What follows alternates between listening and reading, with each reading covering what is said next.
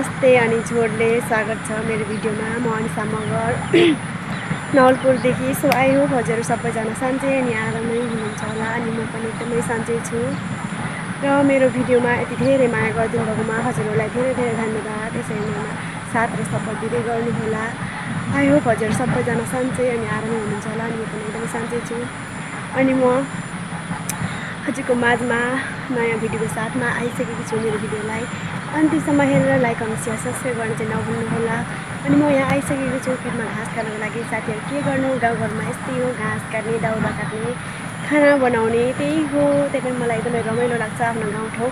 जे जस्तो भयो भने मलाई बजार सहरभन्दा मलाई गाउँ नै रमाइलो, एकदमै शान्त आनन्द ठाउँमा टक्क लाएर। हजुरहरूलाई चाहिँ के कस्तो लाग्छ? मलाई चाहिँ एकदमै रमाइलो लाग्छ गाउँघर चाहिँ। त्यही हो साथीहरू। अनि एकछिनपछि भेटौँला। घाँस काट्न यहाँ दतिया छोडेर गएछु हेर्नु साथीहरू। यस्तो छ, म यस्तै भ्लकट छु कि यहाँ घाँस काटेको अघि म पुरै दतिया छोडेर घामले यति गरिम भएको कि। अनि एक ढाका मात्रै काटेको कि दतै बिर्सेर गएछु। फेरि काट्न आएको एक ढाका त्यो त त्यसले कस अनि भनेको यही हो। यो के भन्छ यस्तो काँसिरो घाँस हो मैले काट्ने। यहाँ हेर्नु यस्तो हरियो हो कि यही काटेर जाने। अब यो त अर्काको रोपेको घाँस हो, दिनुहुन्न, गाली खाइन्छ फेरि। डर हो यो काटिहाल्यो भने त फेरि। अनि म घाँस काट्छु साथीहरू, यहीँ म घाँस काट्छु। अनि त्यसपछि म हजुरहरूलाई फेरि भेट्नेछु। By by, एकछिनपछि भेटौँला।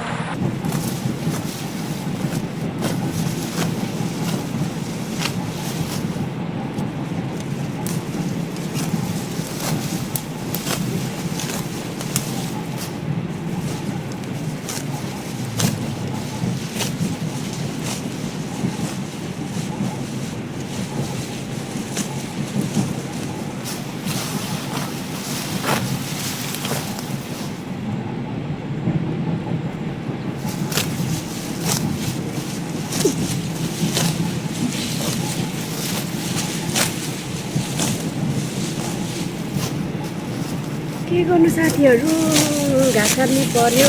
पहिला पहिला साथीहरू त धेरै हुन्थ्यो, रमाइलो हुन्थ्यो घाँस काट्नु आउन नि। आजभोलि त एक्लै। के गर्नु साथीहरू, यस्तै छ।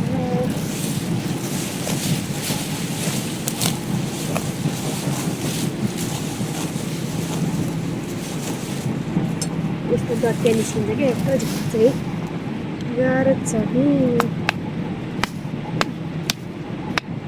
निस्केर कति दुब्लाको, किन नमोटाको, के भाटै खानु क्या नमोटाको भन्छौ नि। हेर म यसरी काम गर्नु पर्दाखेरि दुब्लाको हेर्नु साथीहरू गाह्रो छ।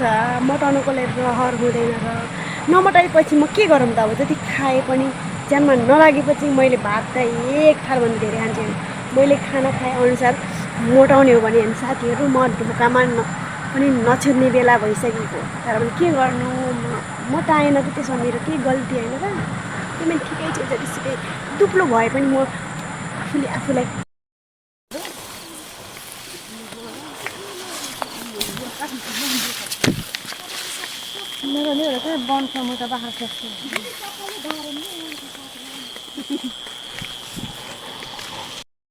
रोपेको अदुवा बेसार मकै भर्खर उम्रिया त्यत्रो भयो। फेरि खन्ने बेला हुन्छ। अनि हाम्रो यहाँ अम्रिसो, फेरि हाम्रो अम्रिसो त घरमै हुन्छ हेर्नु साथीहरू।